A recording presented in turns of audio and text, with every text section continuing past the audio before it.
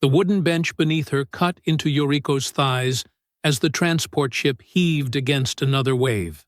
50 women sat crushed together in the dim hold, their shoulders touching, their knees drawn tight to their chests.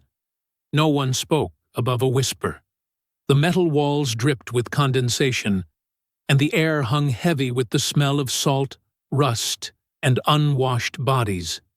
"They take the young ones first," a woman murmured from the shadows. "My cousin's neighbor worked at the embassy. She said American soldiers keep trophies." Yuriko said nothing, but her fingers tightened around the small fabric pouch hidden in her sleeve. Inside was a razor blade she had smuggled aboard. Not to harm others, to save herself when the time came. When they came for her, the ship lurched. Somewhere nearby, a woman retched into one of the dented buckets they'd been given. The sound of sickness had become as constant as the engine's rumble. 3 weeks at sea had turned their world into this iron belly, this floating purgatory between what was and what awaited. "Water ration," a harsh voice called as the hatch opened. Light spilled down the ladder, and with it came an American sailor, his face hidden in shadow. He set down a container and retreated without looking at any of them directly. Yuriko watched him go. She didn't understand.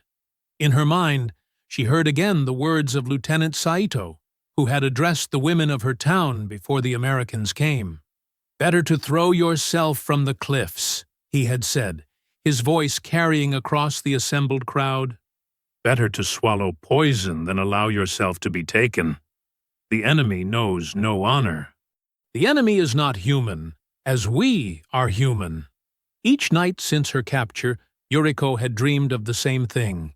Rough hands, torn clothing, shame beyond bearing. She had prepared herself for it, hardened her mind like a soldier preparing for torture. Yet the Americans had merely herded them aboard, kept them separate, fed them thin soup and hard biscuits.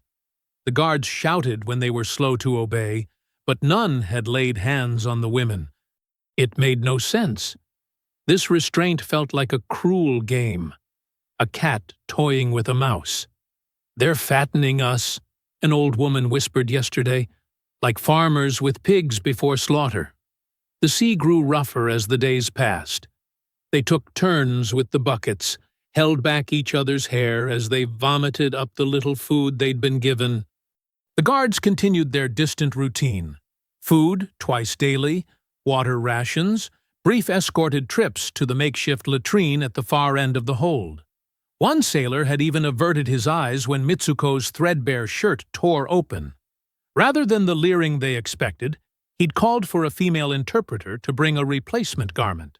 Yuriko touched the razor in her sleeve. Perhaps they were saving their cruelty for land, where they had more space, more time.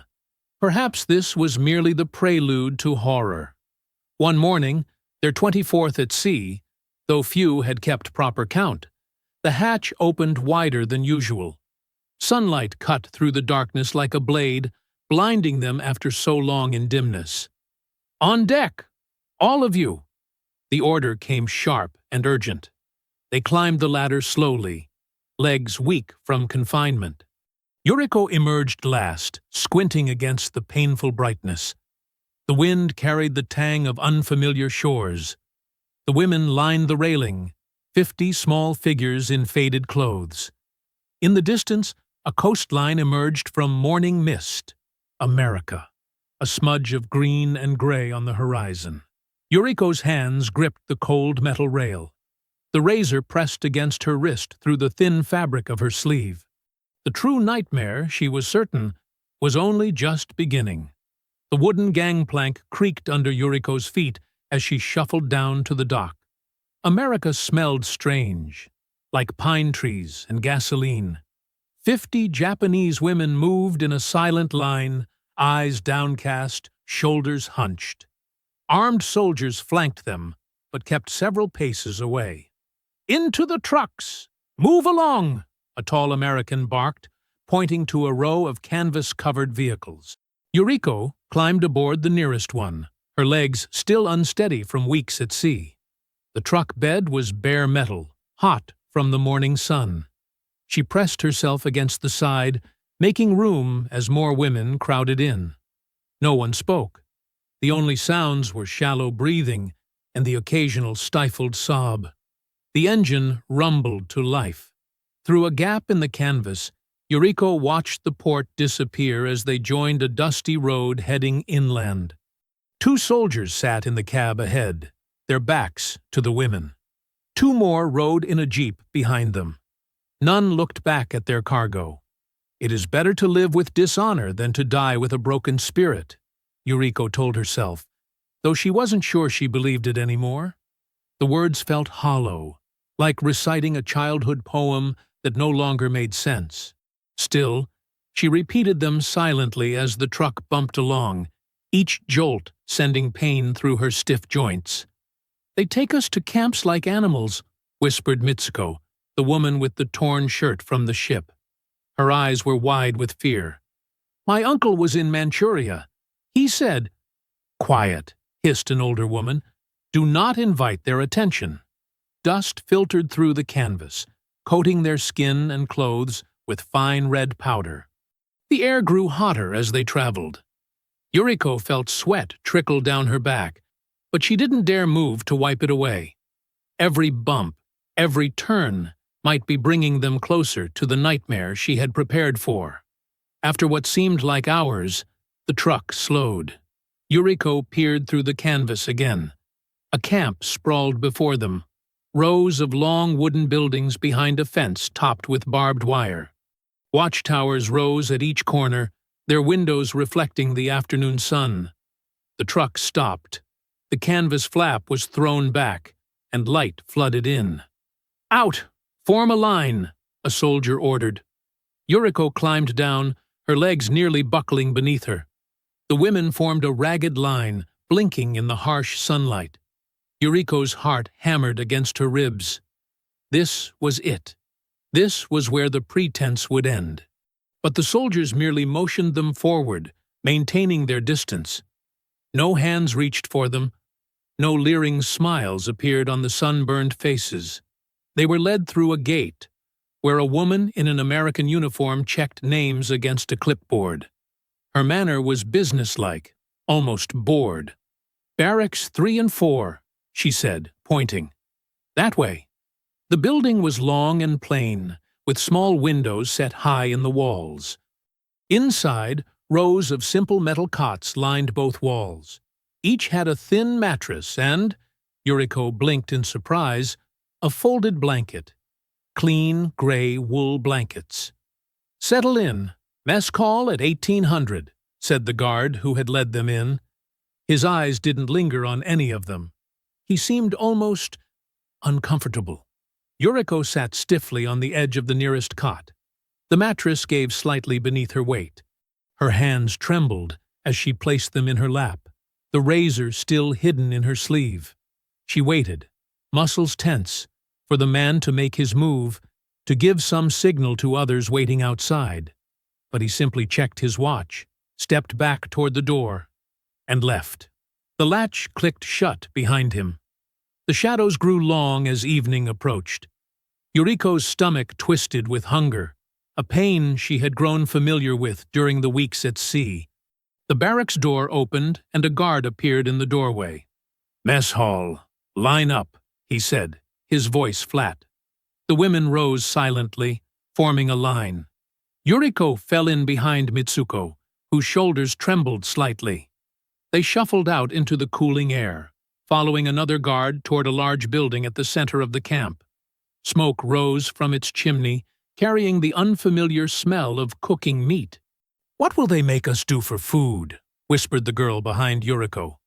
No one answered. They all knew the stories. Prisoners made to beg like dogs, to perform humiliating acts for scraps. Yuriko steeled herself. Hunger was better than shame, she decided, though her empty stomach disagreed. The mess hall was bright and noisy, filled with wooden tables and benches. American soldiers sat at some tables, but many were empty. The women were directed to a serving line where workers, Other prisoners, Yuriko realized, stood behind steaming trays. "Take one," said a guard, pointing to a stack of metal trays. Yuriko hesitated, then picked up a tray. She moved down the line, watching in disbelief as food was placed on it. A ladle of brown stew with chunks of meat and vegetables, a scoop of white beans, a thick slice of bread, and a cup of dark, bitter-smelling liquid. No one asked her to bow. No one made her say words of gratitude to America. They simply fed her. She followed the others to an empty table and sat down. The food steamed before her, more than she had seen in months. Her hands hovered over the tray. It had to be a trick. Perhaps the food was spoiled. Perhaps they would snatch it away just as she began to eat. Around her, reactions varied. Mitsuko attacked her food frantically, shoving bread into her mouth as if it might disappear. The older woman picked at her beans with suspicious eyes. Some ate with quiet dignity, others with barely contained desperation. Yuriko lifted the bread to her lips and took a small bite. It was soft and warm, nothing like the hard rice balls from home or the stale ship rations. The texture felt strange against her tongue, but the taste made her throat tighten with unexpected emotion. She took another bite, then tried the stew. The meat was tough, but flavorful. The beans were bland but filling. The dark liquid, coffee, she realized, was bitter and hot, but it warmed her hands through the metal cup. Across the room, guards leaned against the wall. They watched without interest, occasionally talking among themselves. None approached the women's tables. None smiled or sneered. They simply stood there, like trees in a forest, present but indifferent. Yuriko finished her meal in silence, confused by the fullness in her stomach and the hollow feeling in her chest. When they were led back to the barracks, twilight had fallen. The camp lights cast long shadows across the dirt paths. In her narrow cot, Yuriko pulled the blanket up to her chin. The wool was scratchy, but warm. Outside, boots crunched on gravel as guards patrolled. Inside, women shifted on their cots, some already asleep, others quietly weeping. Yuriko lay awake, tense, listening. She waited for the door to open, for rough hands to grab her in the darkness, for the nightmare to finally begin. But the door remained closed. The only sounds were the soft breathing of exhausted women and the occasional distant call of guards changing shifts. Hunger no longer gnawed at her belly, but something else, something she couldn't name, ate at her mind. Sleep came in fitful waves, washing over her and then receding, leaving her stranded on the shores of confusion. Her dreams were fragmented. Her mother's face, the village shrine, ships crossing endless oceans, and bread. Warm, soft bread that tasted of shame. The harsh blare of a bugle tore through Yuriko's dreams. She jerked upright, heart pounding, momentarily lost between sleep and waking. Around her, women stirred in their cots, some groaning, others rising quickly with practiced movements. "Roll call," whispered Mitsuko, already pulling a comb through her tangled hair. Outside, the morning air bit at Yuriko's skin. Frost covered the ground in patches, melting where weak sunlight touched the earth. The women lined up in front of their barracks, shivering in their thin clothes. A guard approached with a clipboard, his breath visible in the cold. "Stand still," he ordered, then began calling names. Each woman answered in turn. Some spoke clearly, others barely above a whisper. When Yuriko's name was called, she responded with the same quiet "hi" she had used for 3 mornings now. The guard made a mark on his paper, his eyes never meeting hers, then moved on. After roll call came breakfast, rice porridge with raisins, a substance strange to Yuriko's tongue, but filling nonetheless. Then work assignments, some women sent to the laundry, others to the kitchen, still others to clean the campgrounds. Yuriko found herself among those given brooms and told to sweep the paths between buildings. "Not too hard," said the older woman beside her. "Save your strength. The Americans don't check if you work hard, only that you look busy." Yuriko nodded, sweeping slowly. She watched the guards from the corner of her eye. They stood at their posts, rifles slung over shoulders, sometimes talking among themselves, sometimes staring into the distance. None shouted at the working women. None made crude gestures or comments. At midday, they returned to the mess hall for soup and bread. Afternoon brought rest time, an hour when they could lie on their cots or sit outside if the weather allowed.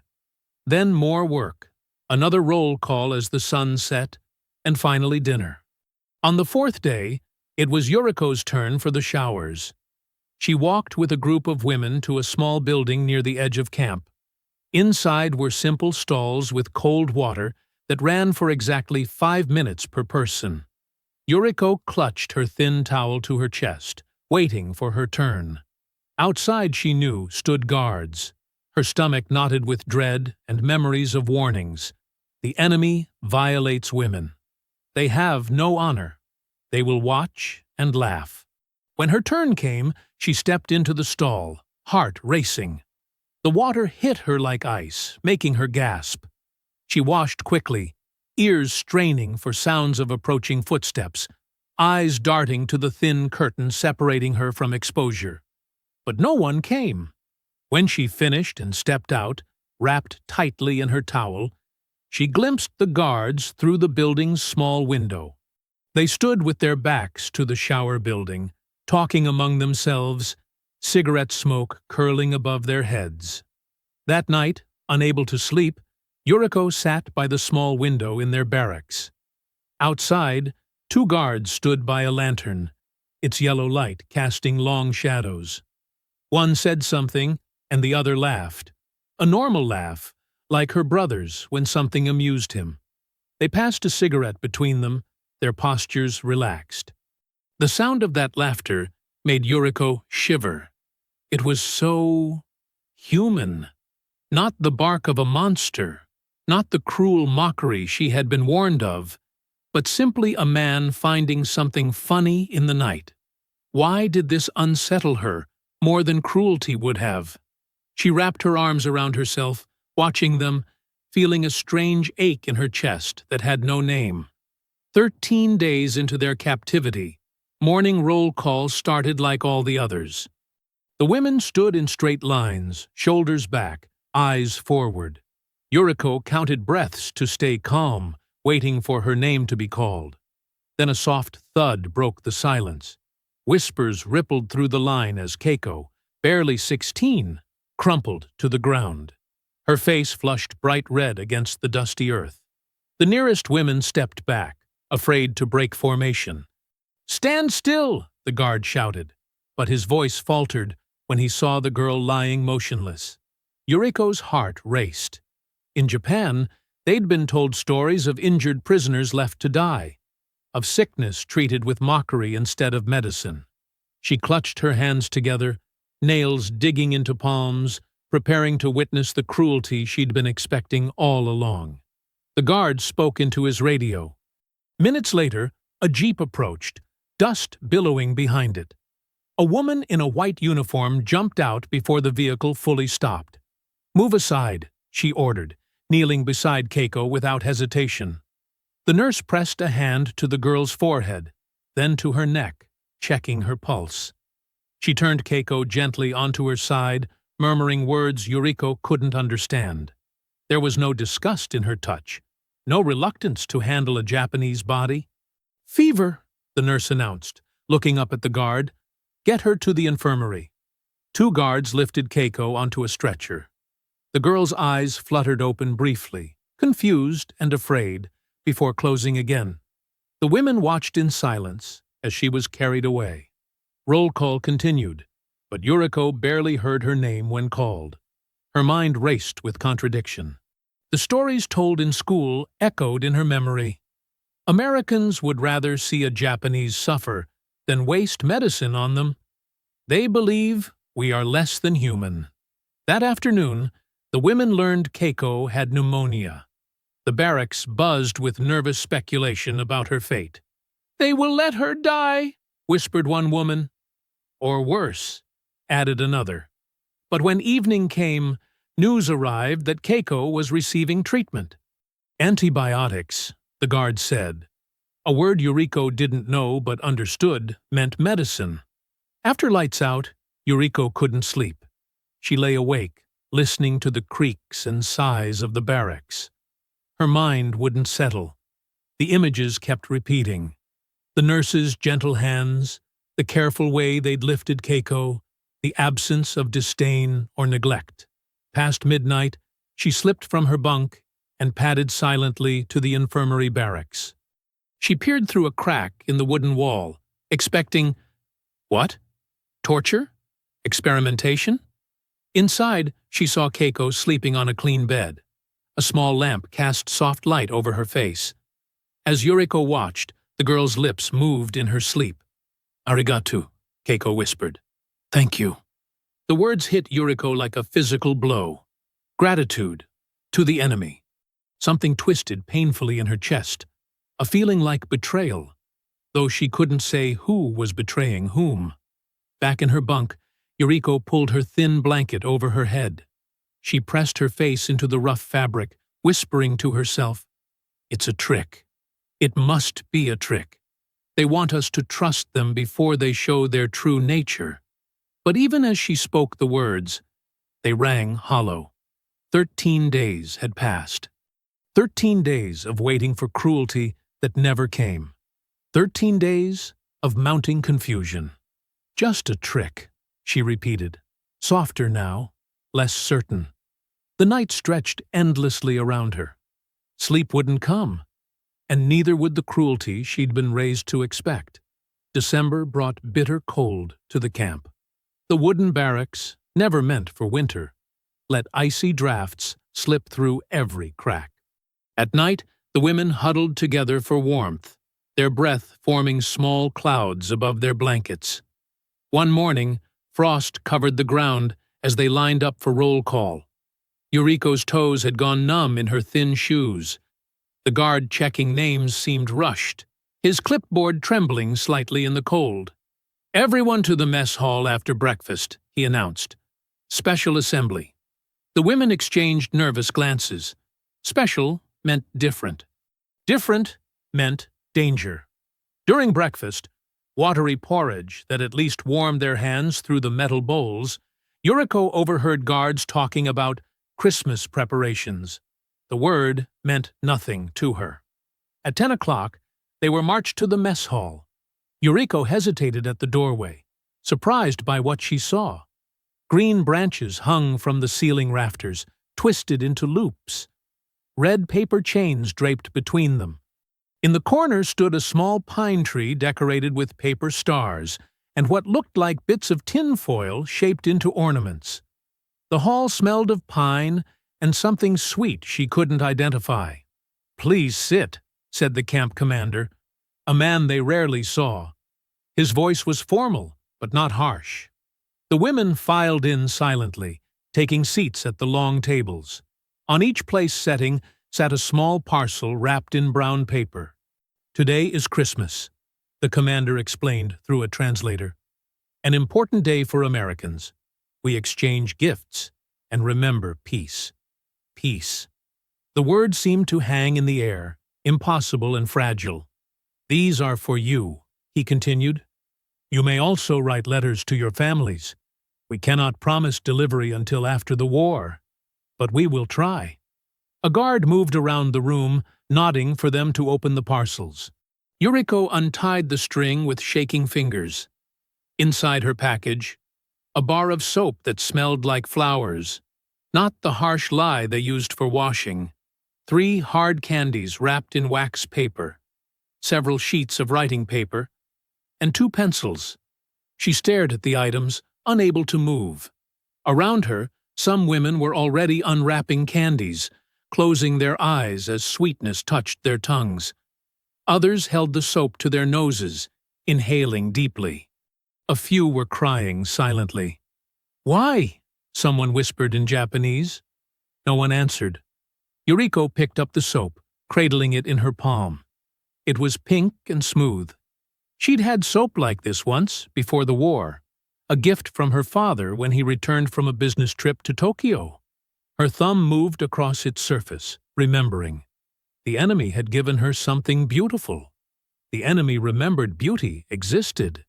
That night, long after the other women had fallen asleep, Yuriko lay awake. The soap sat on the small shelf above her bunk, its scent filling her corner of the barracks. She had not used it, could not bring herself to diminish it. Something broke inside her then. Tears came suddenly, violently. She pressed her face into her thin pillow to muffle the sounds, her body shaking with silent sobs. She wasn't crying from gratitude. She was crying because everything she knew was crumbling. The certainty that had sustained her, that the enemy was evil, that her suffering had meaning, that her hatred was justified, all of it was washing away.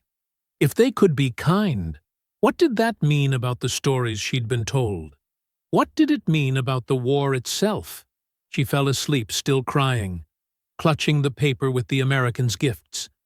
When she woke hours later, the barracks was silent except for soft breathing. Her cheeks felt stiff with dried tears. Moonlight filtered through the small window, casting pale light on the ceiling beams. She stared upward, a new question forming in her mind. Not why are they cruel, but why are they not? This question felt more dangerous than any threat of violence. January brought clearer skies, but deeper cold. The frost no longer melted at midday, and the women huddled together during free periods, sharing body heat and whispered stories of home. Yuriko noticed the change in herself before anyone else did. When guards passed, she no longer felt her muscles tense with hatred. Instead, she found herself studying their faces, the young one with freckles who sometimes hummed while on patrol, the older sergeant with silver hair who limped slightly on rainy days. This softening terrified her more than any threat of violence. One afternoon in the laundry shed, where the women worked at washing uniforms and bedding, steam rising around them in the winter air, Hana leaned close to Yuriko. "I had a dream last night," Hana whispered, wringing water from a shirt. "I dreamed I was back home, and my mother asked what the Americans had done to me." Her hands stilled. I couldn't tell her they had done nothing. She wouldn't believe me. Yuriko said nothing, pushing her hands deeper into the hot, soapy water. "Do you think—" Hana hesitated, glancing around to ensure no one was listening. "Do you think maybe what they told us wasn't true?" The words hung between them, dangerous as a grenade with its pin removed. "We shouldn't talk about such things," Yuriko replied, but her voice lacked conviction. Later that week, sitting on her bunk, mending a torn shirt, Yuriko overheard two women arguing in hushed tones. "They're still the enemy," the older one insisted. "This kindness is strategy, nothing more. They want us docile." "But the stories we were told," the younger countered, "about what they do to women prisoners, none of it happened." "Not yet," the first woman hissed. "Have some dignity. Don't be fooled so easily." Yuriko's needle paused mid-stitch. Which woman did she agree with? She couldn't say any more. That night in the darkness, she touched the soap from Christmas, still unused on her shelf. The scent had faded somewhat, but it remained, a small reminder of contradiction. Her training told her to hate these men who kept her captive, yet they had given her gifts. Her loyalty belonged to her homeland, yet her homeland had filled her head with lies. The next evening after roll call, when the other women hurried inside to escape the cold, Yuriko lingered in the yard. The sky stretched above her, endless and clear, stars appearing one by one, like tiny holes punched in black paper. From the direction of the guards' quarters came the sound of a harmonica. then voices joining in some American song she didn't recognize. The melody drifted across the camp, melancholy yet hopeful. Yuriko stood perfectly still, her breath forming clouds that disappeared into the darkness. She felt drawn toward that music, toward those men who should have been monsters, but weren't. At the same time, something pulled her back. Loyalty, fear, shame. Tears stung her eyes, freezing on her lashes before they could fall. Who was she becoming in this place? What would be left of her when this war ended? The harmonica played on, notes rising and falling like waves against a shore. With a heavy heart, Yuriko turned away, walking slowly back to her barracks. Each step felt like betrayal, though she couldn't have said who she was betraying, her country or herself. February gave way to March, then April. The camp's muddy grounds gradually hardened, and patches of grass pushed through the hard-packed earth. With the warming days came whispers, first just one or two, then growing like wildfire through the barracks. "The Germans have surrendered in Europe," Mieko said one morning at breakfast, her voice low but vibrating with intensity. "I heard the guards talking." "What does that mean for us?" someone asked. "It means Japan stands alone now," Hana replied, "and America will turn all its might against our homeland." The words settled over the table like dust. Yuriko stared at her bowl of porridge, unable to eat. 3 days later, the camp commander gathered all prisoners in the yard. His voice boomed through a megaphone, translated by a Japanese-American soldier who spoke with a strange accent. "The war in Europe is over. The conflict in the Pacific continues, but preparations are being made for eventual repatriation of prisoners when hostilities cease." The yard erupted in murmurs. Women clutched each other's hands, some weeping openly, others standing in shocked silence. Repatriation. The word should have filled Yuriko with joy. Instead, it sat like a stone in her stomach. That evening, the barracks buzzed with excited chatter.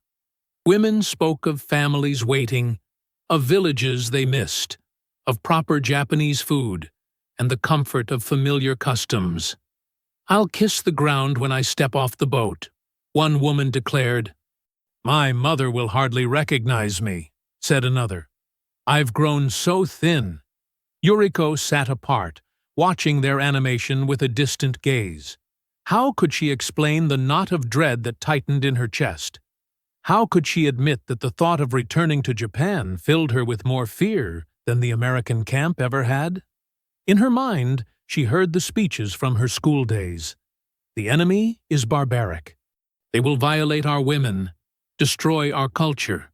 They are not human, as we are human." Once, those words had seemed like absolute truth.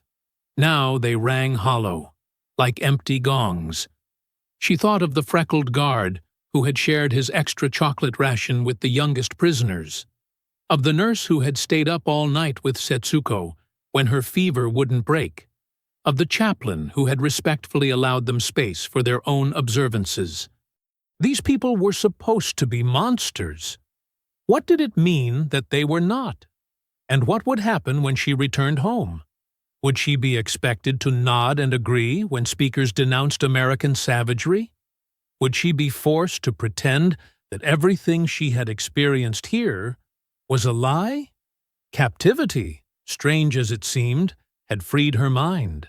The iron bars and barbed wire had somehow allowed truth to enter where propaganda once lived.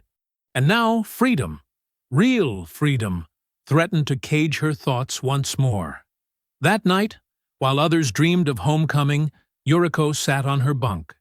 She took out the writing paper saved from Christmas, smooth under her fingertips. The pencil felt awkward in her hand as she pressed it to the page. "Dear Mother," she began, then stopped. What could she possibly write?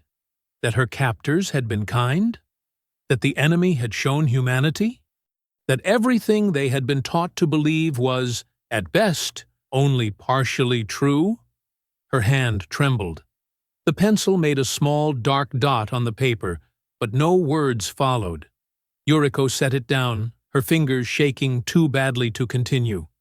The blank page stared back at her, as empty and uncertain as her future. The following evening, Yuriko slipped away after dinner. The camp had grown less strict over time. Small wanderings were tolerated as long as prisoners stayed within the interior boundaries. She walked slowly toward the perimeter fence, her wooden sandals making soft thuds against the hard-packed earth. The day was dying. The sky blazed with orange and pink streaks that melted into purple at the edges. Against this canvas, the camp's watchtowers stood like dark paper cutouts. The barbed wire fence gleamed, catching the last golden rays of sunlight. 20 paces from the fence, she paused. 3 American guards stood at their post, rifles slung casually over their shoulders. One of them, a young man with sandy hair, struck a match. The flame flickered, illuminating his face for a brief moment before he lit his cigarette. The other 2 leaned in, lighting their own. Smoke drifted upward, pale gray against the darkening sky. Yuriko watched them, her hands clasped tightly at her waist. Their laughter carried on the evening breeze, a simple, human sound. One told a joke, the others chuckled. They passed a canteen between them. The realization came to her not suddenly, but like the falling of night, gradual yet complete. She did not hate them. Not anymore. The thought made her chest tighten with a strange terror, far deeper than any fear she had felt upon capture. She had been prepared for cruelty, prepared to despise her captors, prepared to hold tight to her beliefs even as they hurt her body. But she had not been prepared for this quiet unraveling of certainty. She took another step forward, then another, until she stood just before the fence. The wire was cold beneath her fingers as she grasped it. What had happened to her in this place? The walls meant to confine her body had somehow dismantled the walls inside her mind. The enemy had shown faces, individual faces with laughter lines and worry creases, with kind eyes and tired frowns. They were not a single monster, but many people, as varied as her own people. This knowledge felt dangerous, more dangerous than bayonets or bombs. What awaited her in Japan? Would her family see the change in her eyes? Would they turn away from her when they discovered she could no longer hate purely, believe blindly? One of the guards noticed her standing there. He nodded slightly, neither friendly nor hostile, a simple acknowledgement of her existence. She did not nod back, but she did not look away either. The twilight deepened around them. Stars appeared one by one in the darkening sky. Behind her, the camp lights flickered on, casting long shadows across the yard. "I am safe here," she whispered to herself in Japanese, the words barely stirring the air. "But I will never know peace again." She rested her forehead against the cold wire, feeling the boundary between 2 worlds, the world of before, with its comforting certainties, and the world of after, with its painful complexities. She belonged fully to neither now. As darkness claimed the last streak of light on the horizon, Yuriko remained at the fence, her face turned toward the vast emptiness beyond. Not prisoner, not free, not enemy, not friend, caught forever in the space between.